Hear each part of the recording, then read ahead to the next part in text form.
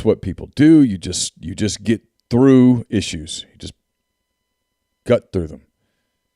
I'm Neal. That's Zach. We'll be with you for the next 30 minutes or so. It's going to be a tight College Corner. There's a lot of recruiting on the site. Zach put up a very comprehensive visit list with updates on, I think, basically every single guy that he listed. Zach put an update on them, every single one. I've got a war room along with Chase Parham coming tomorrow. Zach's got chicks on the site as well. So there's just a lot that we have for you. So hopefully you guys will enjoy that. Making sure that I think basically every single guy that he listed. Sorry about that.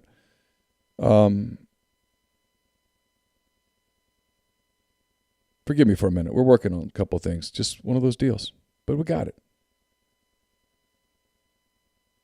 So we'll talk recruiting here over the next little bit, and kind of catch you up on what we're doing.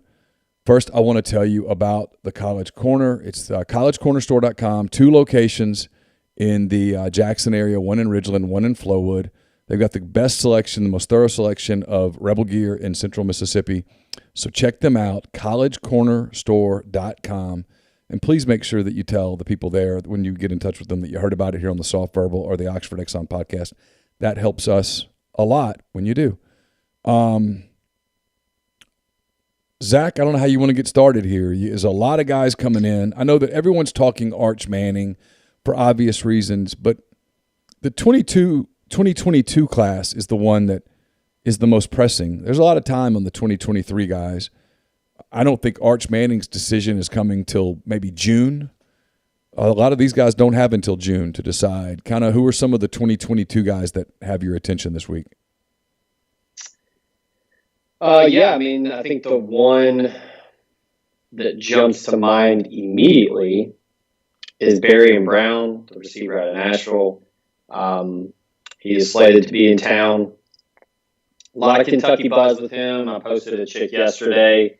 Which I don't know, maybe there's some people reading the chicks and making some predictions, but it appears that, at least for now, this is a all Kentucky Ole Miss race. Not quite sure what Alabama's doing, but I mentioned, the longer he goes undecided, the better it is for Ole Miss.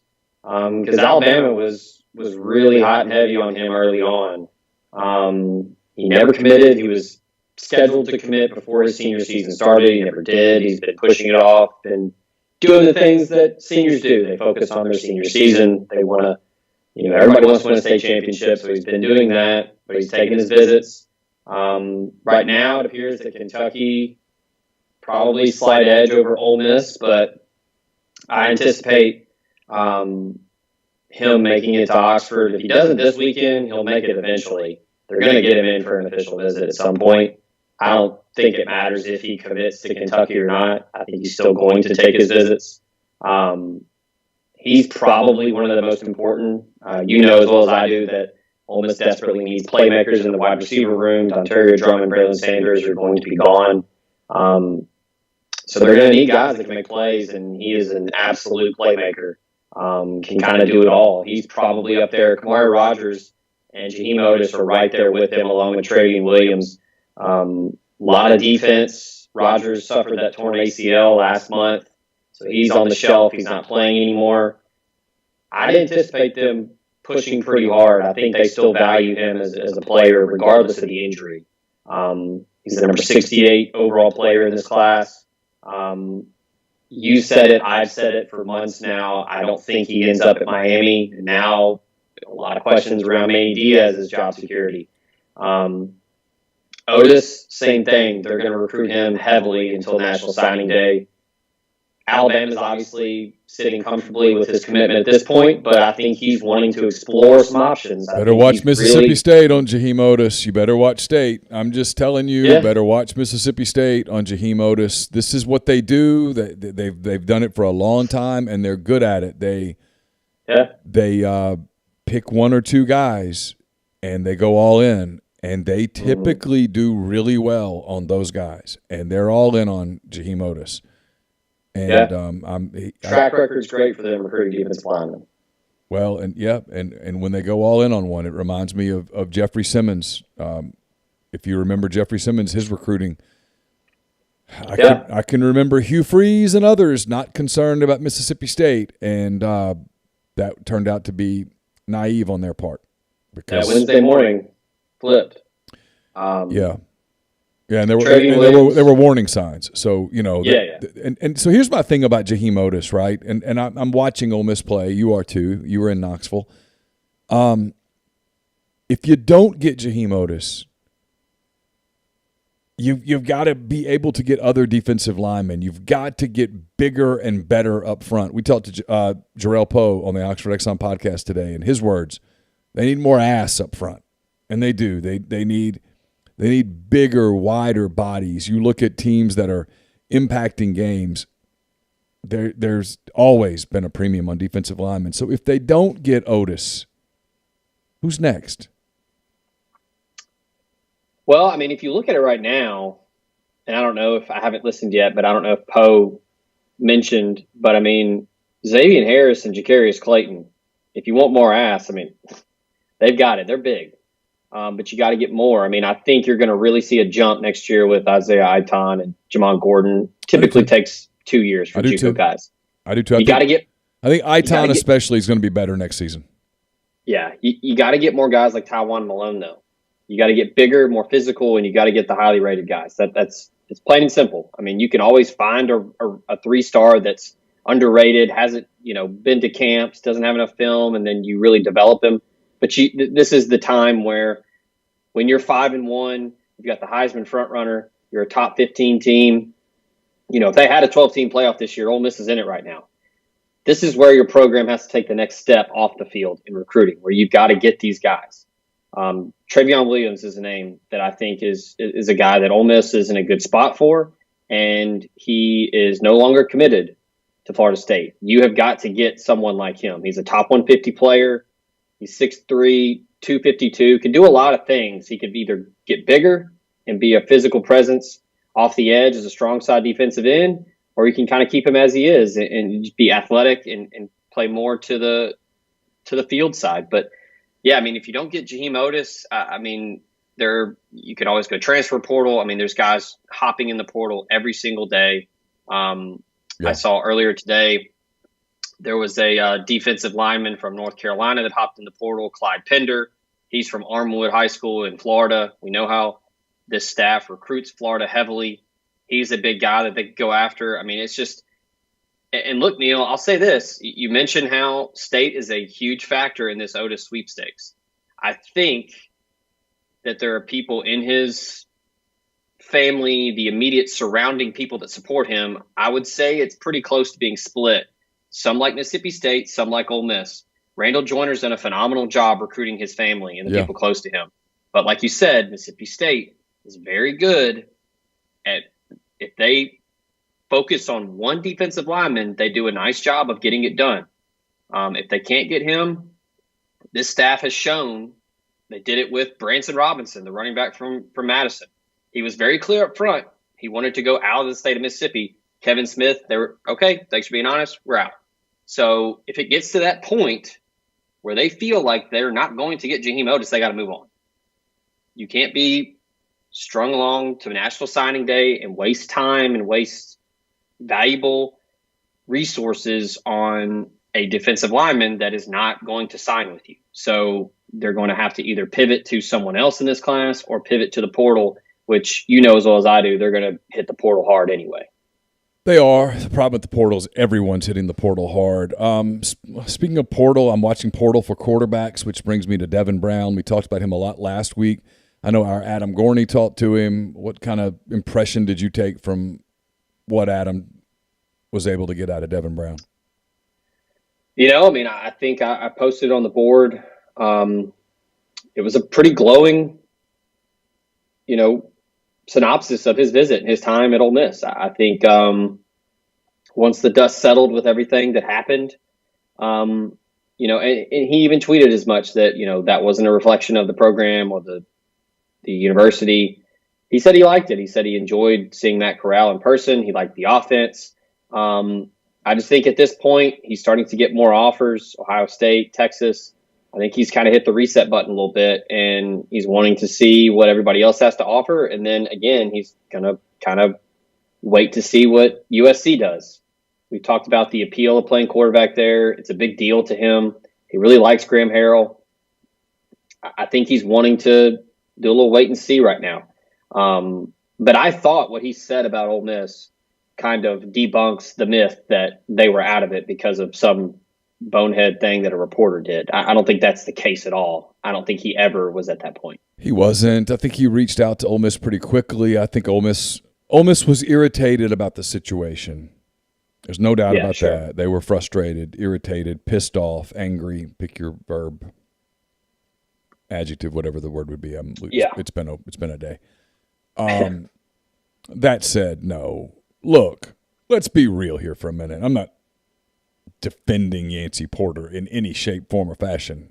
You can't do what he did. But if a reporter making up a quote about you, especially a glowing quote that included such a stupid mistake in it that it was obvious that it was made up, if that is going to lead you to not go to school X, you weren't going there anyway. Yeah. You were looking for a reason not to go, right? You were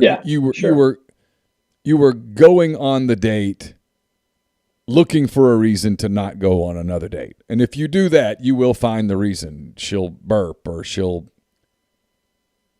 scratch your nose wrong. I mean, whatever. And you'll be like, okay, no, I can't live with that. I mean, there's no way. And so, I mean, and so that's some big George Costanza energy there. If that's how you're doing it. I mean, so of course not. Now, was it ideal? Of course not. But no, it won't matter. I think sometimes you got to take kids at their word when they say, "Hey, I'm waiting to see what happens with USC. Who does USC hire?" Now the problem he's got, is Devin Brown an early signee or is he a February signee? I mean, he could wait till February, but I suspect most quarterbacks like to sign early.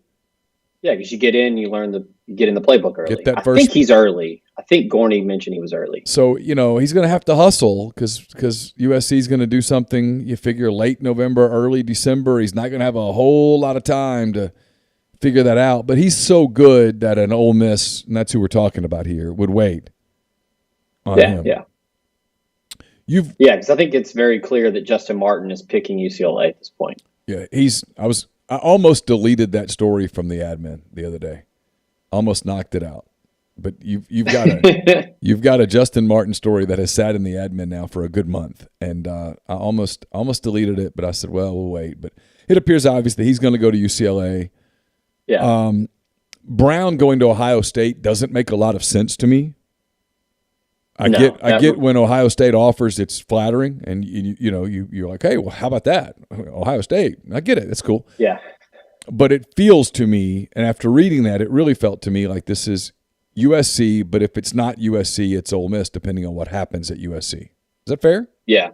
No, I agree. I think that's – and look, I mean, I think you see this with a lot of kids in recruiting where some of them – hey, and look, I do it however you want. I'm not judging. Some of them like to do it the correct – I wouldn't say correct way. They want to do it the right way in their own eyes where they're wanting to be respectful. That's the word. They want to do it in a respectful way. And they want to see it through. And they don't just want to bail. They want to – because it's hard. I mean, I've never been through it. But, I mean, all these guys – you're recruited by so many staffs. You get close with all these people. And 9 times out of 10, a recruit's going to want to be, respectful in how they handle it. So, I mean, Justin Martin was the same way with how he was with Cal. He wanted to do it the right way and talk with their staff before, hey, I'm decommitting, still considering you, blah, blah, blah. I think that's where he's at right now. And I think but yeah, I don't get the Ohio State appeal. I understand that good prospects think that they can always beat out other good prospects, but at some point there's a numbers game at play. And they got a lot of good prospects in that quarterback room. Well, that quarterback room's really crowded where, 1 week of strep throat could cost you the deal. I mean, look, Joe Burrow lost his gig there. Yeah. Joe Burrow lost his gig there, because he got hurt. Yeah. Burrow got an injury, and if you're injured, you don't, And Ole Miss people saw what happened with Matt Corral. Now, kind of a different situation because of the offense, but he got hurt, and somebody caught lightning in a bottle, and the rest was history that 2019 season. So you don't want to go someplace where the room is so full at that position, and that's why a lot of quarterbacks like to do it early because they all know each other from camps and stuff, and so there's kind of a pecking order. It reminds me of like baseball free agency, right? Where no shortstop is going to sign this offseason until they see where Correa signs. Okay, well, Correa has signed. Now let's see where Seager signs. Okay, well, now there's you're not going to go sign with the same team that just signed Carlos Correa if you're Javi Baez. You're going to say, okay, well, all right, he's they're out. Okay, now I slot into here, and it is kind of like that in quarterback recruiting, a little bit. Yeah, we talked about catching lightning in a bottle. Someone that's certainly done that in the indoor-outdoor restaurant industry is Lamar Yard on South Lamar in Oxford. 10,000 square feet of indoor space, 3/4 of an acre of outdoor space, full stage, indoor-outdoor projectors, 3 bars, children's playground, and parking on site, and it's pet-friendly. Go there. I just saw that Ole Miss tweeted out that the game is sold out on Saturday.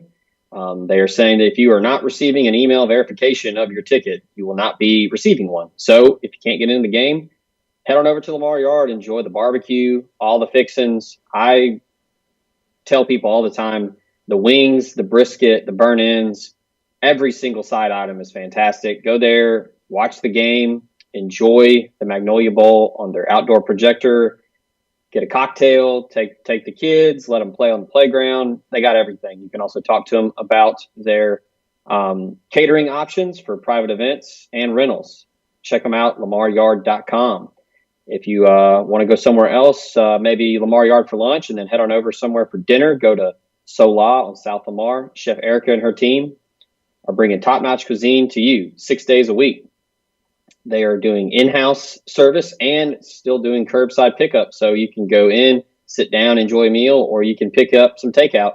Check them out, solaoxford.com, or call them at 662-238-3500 and place your order today. If you're not in Oxford, maybe you're in Memphis, go check out any of Kelly English Restaurant Group's restaurants, Second Line, Restaurant Iris, Fino's on the Hill, all that good stuff.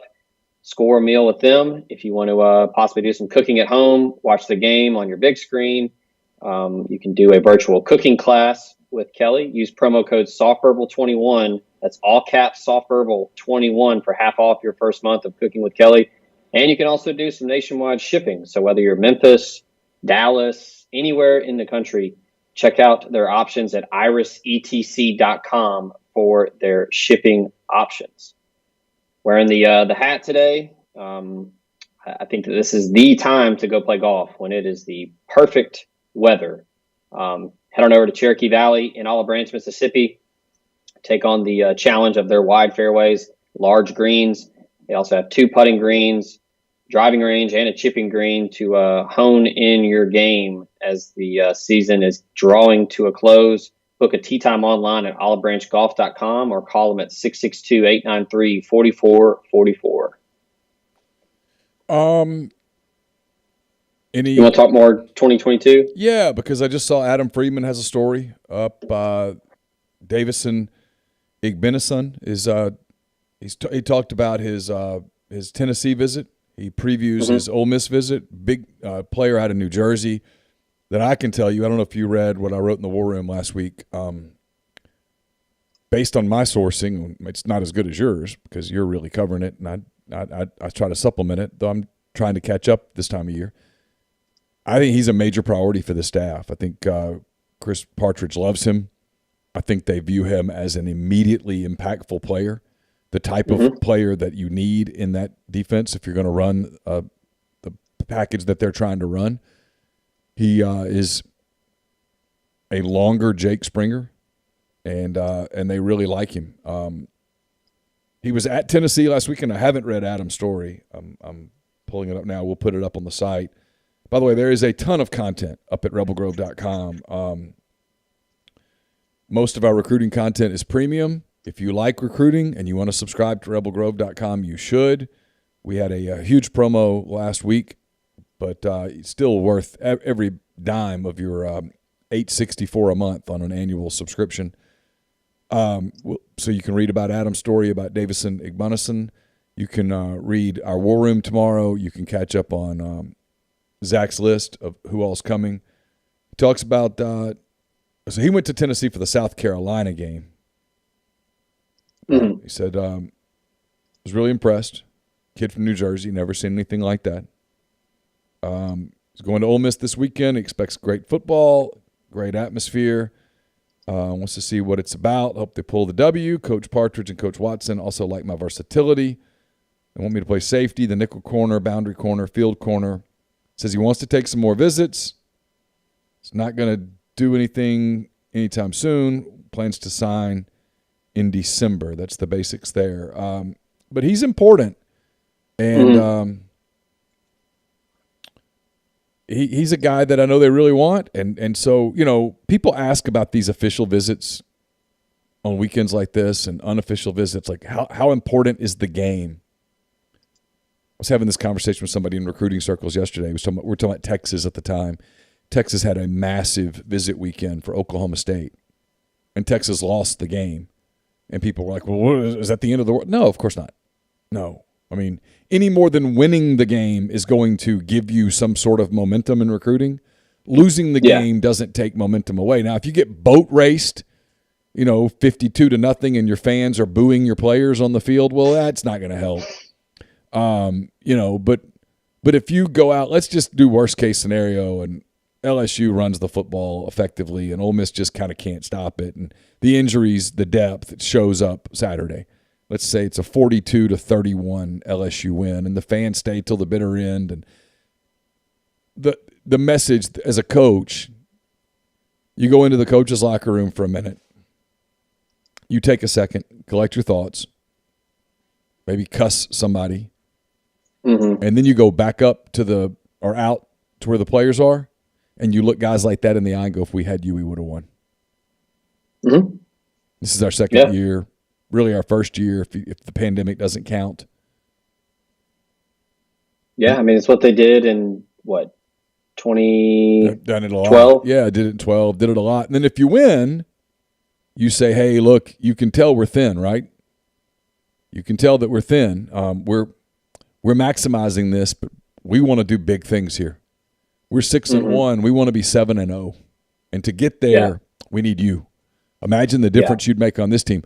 But what matters is atmosphere, and Ole Miss is going to have a great atmosphere. I said this on the Oxford Exxon podcast earlier, Zach. Someone asked me, hey, are you going to write a big story about how critical it is for this weekend? And it was like, no, and I understand why you would say that. No, because that's not really my role. It's not my job, but it would be a silly story because at the end of the day, the atmosphere is going to be awesome. The town's going to be packed. The Grove's going to be absolutely jam-packed. The stadium's going to be full. It's going to be loud. They're going to support the Rebels. They've got the red end zones with Manning. They're going to celebrate Eli Manning at the half. If you're a kid, that's going to be cool. Everybody knows who the Mannings are. All that stuff. So, no, all that's going to be great. This is going to be a momentum builder for Ole Miss in recruiting, whether they win the game or lose the game, in my opinion. You might disagree. No, I agree. I don't. 9 times out of 10, a recruit is not going to care about wins and losses. They're going to be primarily focused on who is playing their position, what they're doing in the game, how they can draw parallels to their game, and how they would fit in. They're going to be focused on the campus, the town, the vibe they get, and they're going to focus on their one-on-one interviews with their position coach and the head coach before and after the game.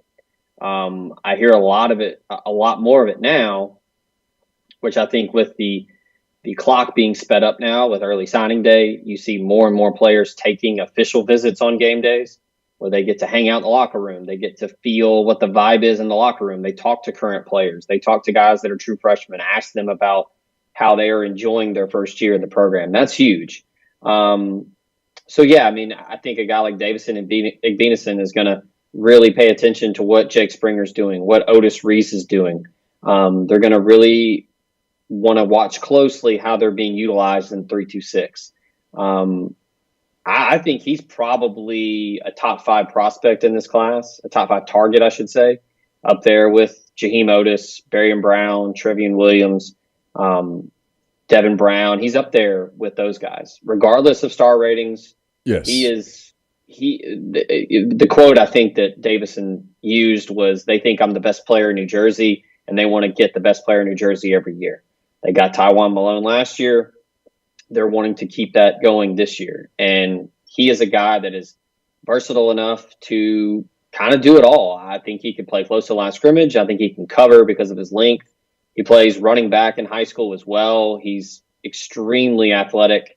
I mean, he is how you draw it up if you want a shutdown boundary corner or you want a guy that can play close to the line of scrimmage and make plays. Speaking of versatility, the people at Barfield Wealth Management are quite versatile. They can help you with comprehensive financial planning, investment management, estate and tax planning, insurance planning, business, retirement plans, and more. It's 662-236-6454 or barfieldwealthmanagement.com. We are also brought to you by Billy's Bacon. It's billysbacon.com, B-I-L-E-S, bacon.com. Based out of Fairhope, Alabama. They have perfected the bacon curing process at Billy's. You may never eat supermarket bacon again once you try it. billysbacon.com. Check that out today. We talked about versatility for a minute. Alpha Specialties is versatile, I'll tell you that. They're the trailer-specific professionals, 1670 Highway 80 in Pearl, Mississippi. They've got load trail. They've got Hallmark cargo trailers. They can work with third parties to have game day trailers, concession trailers built. They've got spare tires and wheels, a full selection of trailer parts and accessories. They can repair all types of trailers, too. They are the picture of versatility. 601-932-9798, alphaofms.com. And staying on the versatility theme, Jennings Executive Search. Whether you're a small business owner who needs a finance leader, whether you work in private equity or you run a team at a Fortune 500 company, John and his recruitment team of former CPAs will most absolutely simplify the hiring process by presenting you with a short list of only the most qualified candidates. Get in touch with him on LinkedIn at John Jennings, Jon Jennings, John at JenningsExec.com, or call 404-536-3000. Also brought to you by Muddy Water Camo, MuddyWaterOutdoors.com. Enter that promo code Rebel Grove at checkout. Get 35% off heated jackets, heated vest, the Muddy Water Lady Camo. Some cool camo items that are out. Again, MuddyWaterOutdoors.com, promo code Rebel Grove. Get 35% off your entire order. All right, we've hit the Arch Manning portion of the show. Okay. I'm gonna have a lot. I'm not gonna give it away here because there's gonna be a lot in the war room tomorrow. I've got 1,300 words on Arch Manning, on his recruiting. I've talked to a lot of people. Kind of gave a handful of people the benefit of autonomy, or anonymity, I should say. Not autonomy. I offered them autonomy too, but more importantly, from a journalism standpoint, I offered them anonymity, and I got some real interesting stuff. I wouldn't say Ole Miss is the leader today, but I wouldn't say they're far back. And I don't really know if you said who is the leader. I don't know that there's one. There's 5 programs that are in it. I don't think all 5 of those are equal, but I think all 5 are in it. I think a couple are fading. And I think there is a perception on one that is a little out of context, all in all. So all of that's in the war room tomorrow. I don't think Arch Manning is anywhere close to a decision. I've heard some people say, hey, you might do something in December. I'm told that is absolutely not the case. I'm told it's far more likely that in the spring he will go back on a handful of visits, maybe to some spring football practices and such, where, you know, he's been taking these visits on game days, and game days for coaches are busy. You've got meetings and obviously the game and the media obligations after a game, and you got stuff happening, and maybe a kid gets hurt and you've got to do some stuff like, you know what I mean? Stuff. Mm-hmm. And so I look for him to make one final round of visits in the spring. I think he's going to watch the coaching carousel carefully, see how it turns, wait for the carousel to stop spinning, and then kind of go from there. So it's a big weekend for Arch, but the people who are making it out to be this penultimate weekend, I think you are over-dramatizing it. I think the Arch Manning recruitment is a great example of how NIL is not always going to be the equalizer or the deciding factor, because in my opinion, I still think Texas and Ole Miss are at the top. Those two teams could not be on farther opposite ends of the financial spectrum. I mean, Texas has more money than Ole Miss. That's not breaking news or anything. Right. And look, if you looked at earlier this week when Luther Burden decided to stick with Missouri and stay close to home as opposed to going to Georgia, probably the same case there. Probably not as far away on the spectrum, but Georgia probably has more money, more NIL opportunities. Who knows? But I think that recruitment came down to relationships, and that was the key. He mentioned that his relationship with Eli Drinkwitz was huge. And as I've said on the board, more times than not, an East St. Louis kid is going to stay close to home. Now, with Arch Manning, I think it's all about relationships with him. He is not shied away from talking about how big it is for him to have a comfortable working relationship with the head coach, with the offensive coordinator, and he's all about the location. He talks about Austin and how he likes Austin. He says it's got a kind of a New Orleans vibe to him. Talk about Ole Miss. We know how familiar he is with Oxford. We don't have to go over that. Yeah. So I think that this is kind of where, sure, NIL is going to be big for certain kids, especially for someone like Arch, though. He's going to have NIL opportunities no matter where he goes. He could go to San Jose State and he'll have an opportunity. Agreed. I think he is one of the very few prospects out there. Frankly, he might be the only one that I can think of off the top of my head. There will be some in basketball who are this way, I think. Because the basketball kids, there aren't as many, and you get to kind of see the division with them earlier. Like 14-year-olds, you're like, oh, that kid's going to be a superstar, and more often than not, he is. Mm-hmm.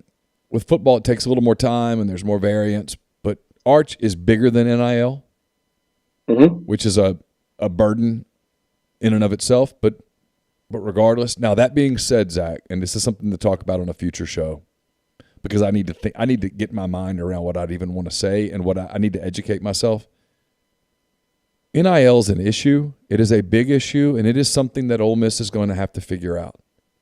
And when I say Ole Miss, it's complicated, right? It's the network, it's boosters, it's the school, it's gray area that a lot of schools are already managing in, and I don't necessarily get the sense that Ole Miss is there yet, and I think they're going to have to get there. NIL is a big deal. Mm-hmm. Kids are committing to schools with NIL deals done, just not on paper. But they're done. They're handshake agreements, if you will. Mm-hmm. Now, those schools got to follow that out, right? They got to get it done. Boosters got to get it done. The NIL deals have to come